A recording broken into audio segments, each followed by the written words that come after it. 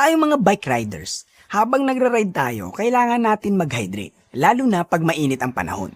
So, may mga iba't ibang paraan tayo ng pagdadala ng inumin sa ride. Pwedeng water bottle tulad nitong mga to. Or, nilalagay mo lang sa kamay mo yung tubig habang nagra-ride.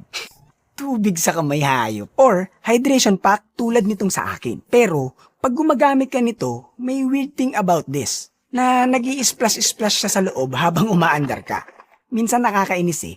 So, ang hack natin dito ay baliktarin yung bladder. So, mapupunta na itong part na ito sa taas. Ngayon yung hangin na nasa loob ng bladder, hihigupin or susupsupin natin. Susupsupin? Yan kayong mga lalaki, mahilig kayong sumupsop. So dahil mas magiging airtight na yung bladder ng hydration pack, mas malilesen na yung sloshing movement. Wala na yung mga ganong nakakairitang feeling. Mas better na yung pakiramdam kesa ilagay mo yung tubig sa kamay mo during the ride. Ba't ba naisip yung kagaguhan na yan?